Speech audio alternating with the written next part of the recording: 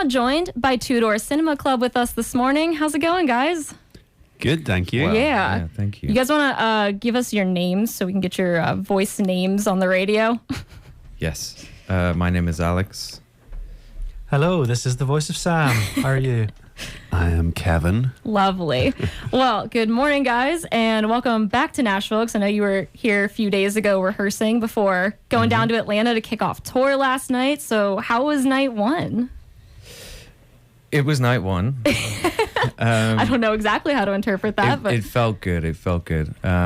We have a whole new show, so it was, running on adrenaline and didn't take much of it in, but I think it went well. Yeah. I definitely know that feeling. I mean, not of touring, because I am not, nobody wants to see me on stage doing anything, but those things you do that are just like so heightened that you're like, oh, I actually didn't absorb a single moment of that accidentally. But yeah, luckily with tour, unlike most events, I feel like you get that feeling. You get to keep doing it like over and over. Yeah, we'll get to practice it very soon again tonight. A few more nights, then we'll feel settled in and get to enjoy it a bit more, take it in a bit more.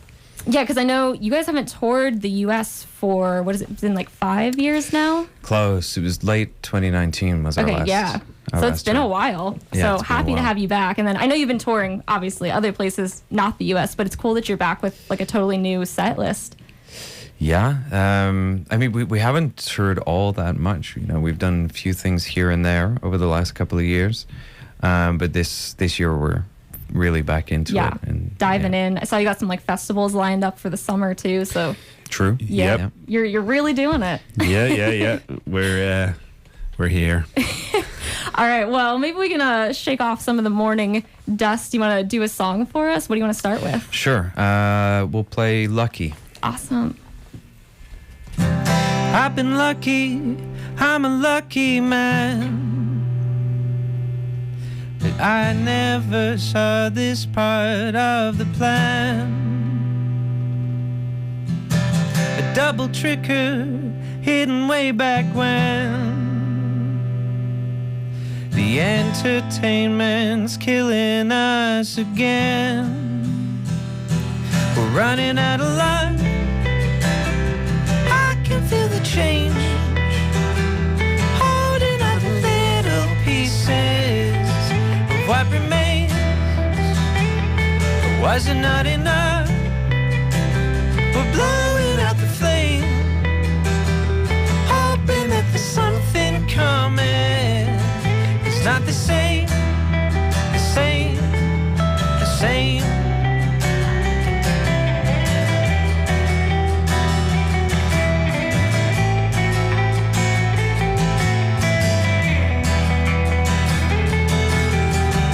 How you doing? I've been doing well. You've been great as far as I can tell. You've been clever, you can play the game. All the glory without all the blame.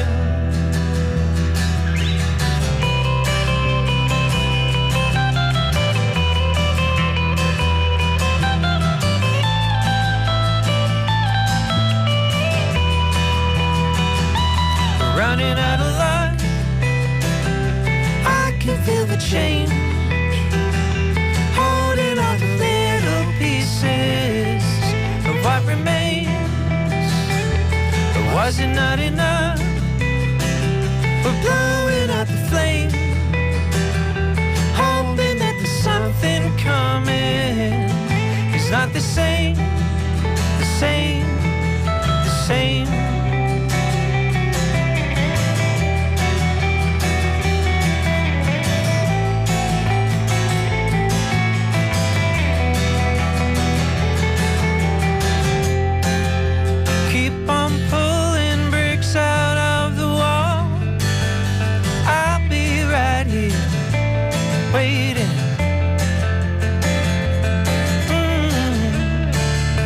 Till you find that you can't go back.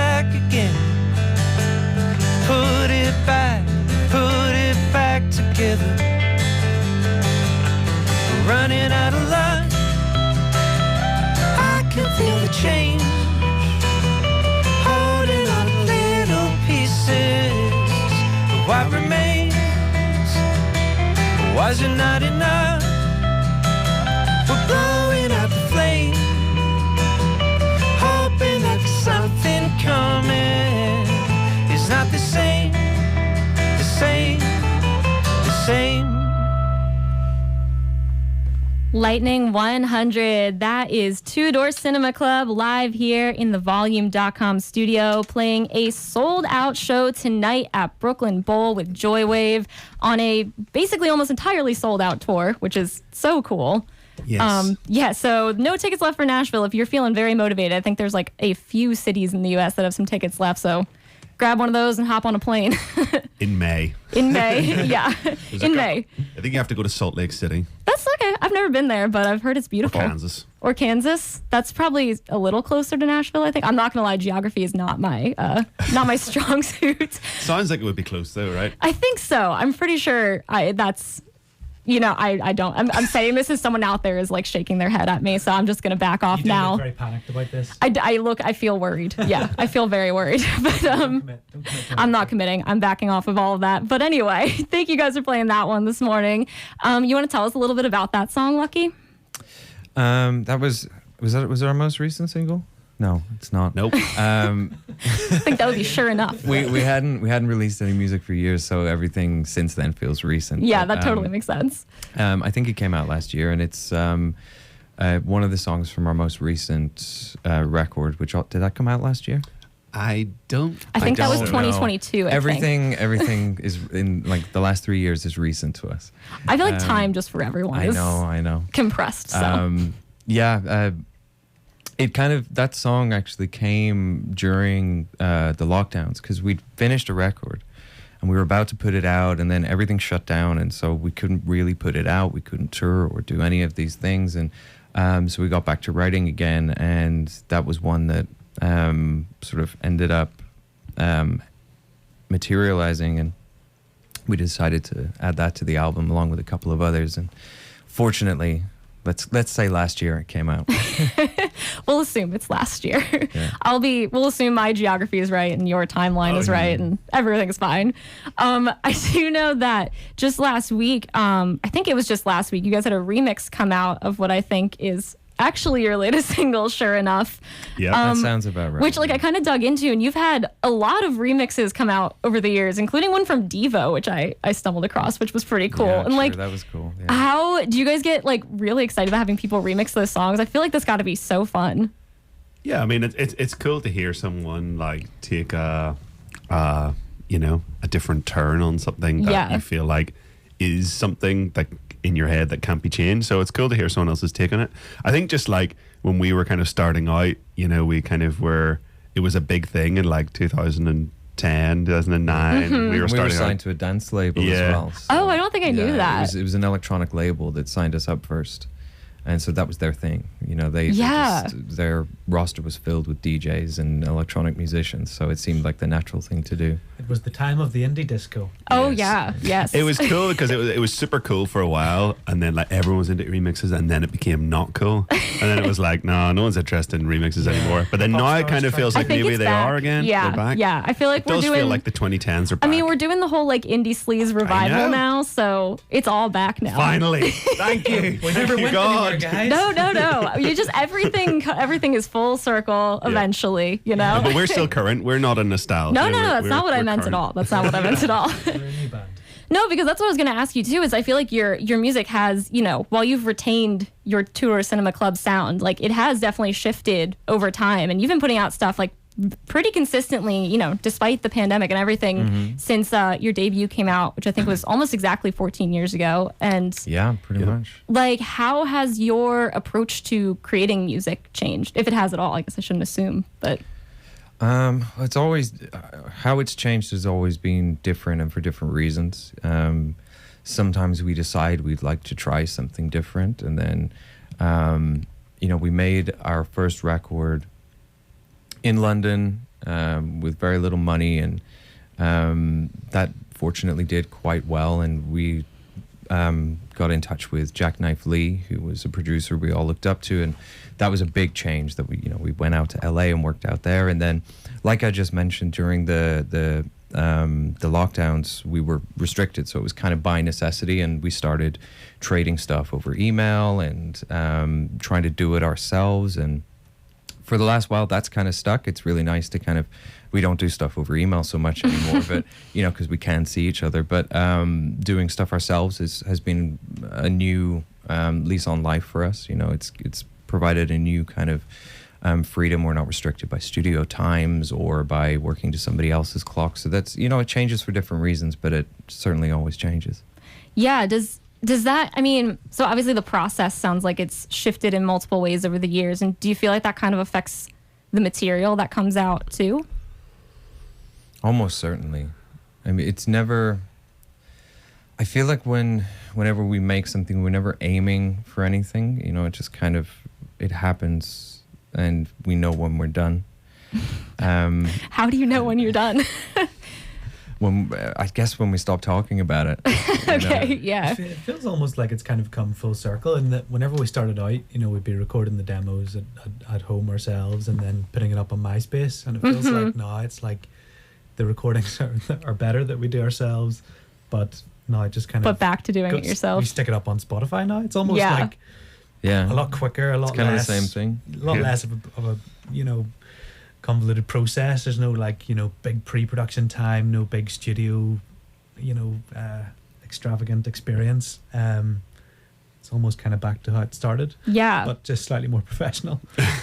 It's funny. I feel like whenever I'm prepping for these interviews, I always go down or often, I guess I should say, go down a little more of a rabbit hole than I mean to. And I actually tried to find your old MySpace page today because I saw some reference. Is it still there? Does MySpace still exist? It Didn't pulled Justin up. Timberlake buy it at one point? I think he did. It pulled up a page, but it was not what I remember MySpace looking like, and I couldn't really do anything. But I did it because I saw somebody reference unreleased tracks from way back that were on your MySpace but nowhere else, and I was like, oh, that'd be fun to find. Yeah, back when we were starting out, we would aim to write a song a week and then put it on MySpace. Oh wow, okay. So I don't know how many songs went on MySpace and never went anywhere else. That's a tall order. Yeah, we stopped doing that after a while. Was that pre-debut album? Yeah. How many of those ended up actually getting the official release? Probably 2 or 3.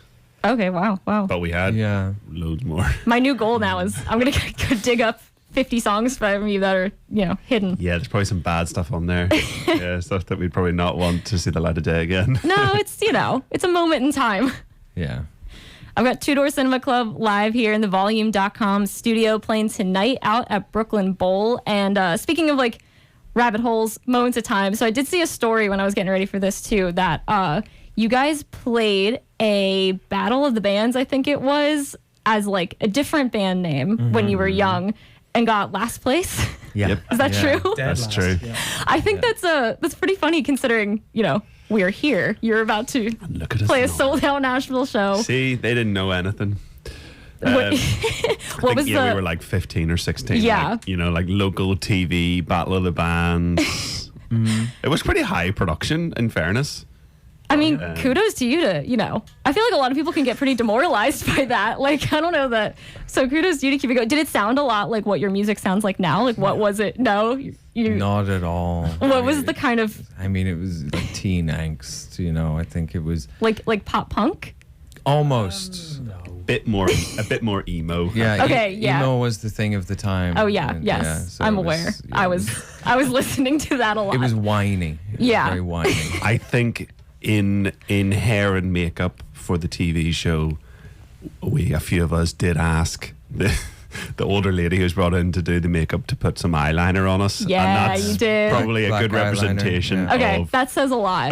Okay, but there's hair and makeup in TV. This is higher production than I was imagining. I'm Yeah. picturing a school auditorium with it was the BBC put it on. Oh, But okay, It was okay, our yeah. local BBC in Northern Ireland that put it on, but still the BBC. Yeah, no, I fully misunderstood Yeah. what the level of this was. But yes, I think the failure in that band kind of drove us on for sure. We definitely had a bit of a chip in our shoulder. Yeah. People telling us we weren't going to do it. Well, I think there's certain people who respond to Yes. negative feedback and others who respond to positive feedback. Yeah. And I am a positive feedback person. Oh. But I think that there's a lot of motivation to be found in Yeah. being told you can't do something. For sure.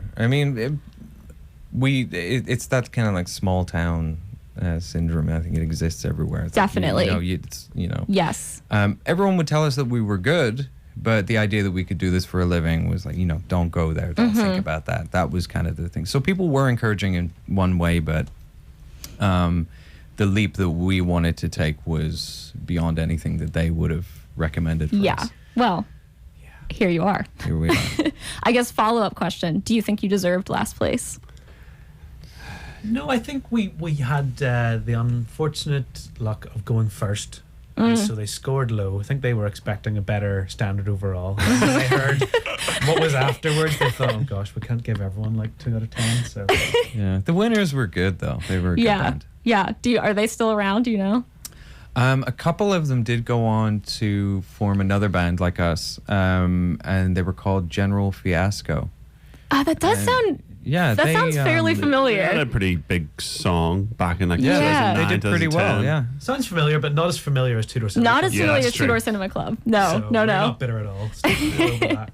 Which is a great transition to say. We've got Two-Door Cinema Club live here on Lightning 100 before they're playing a sold-out show at Brooklyn Bowl tonight. Think we can get one more song before we Yes, you get can. out of here this morning? What do you want to play next? we'll play a song called "What You Know."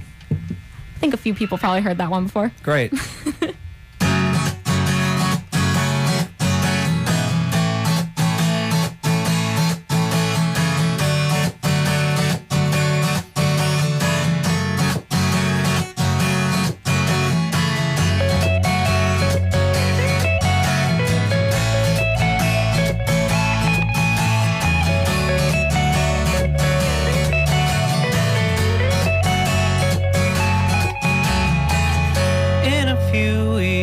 I will get time to realize it's right before my eyes, and I can take it if it's what I want to do. And I'm leaving, and this is starting to feel like it's right before my eyes, and I can taste it. It's my sweet beginning, and I can tell just what you want. You don't want to be alone. You don't want to be alone. And I can't say it's what you know, but you've known it the whole time. Yeah, you've known it the whole time. Maybe next year I'll have no time to think about the questions to address. Am I the one to try to stop the fire?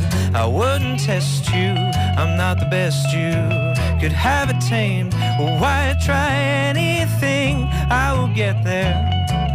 Just remember, I know that I can tell just what you want. You don't want to be alone. You don't want to be alone. And I can't say it's what you know, but you've known it the whole time. Yeah, you've known it the whole time.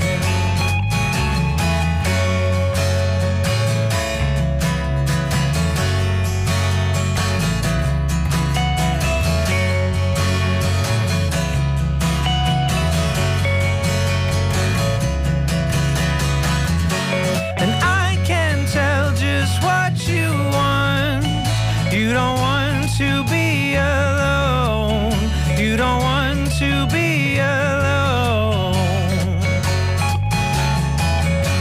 And I can say it's what you know, but you've known it the whole time. Yeah, you've known it the whole time.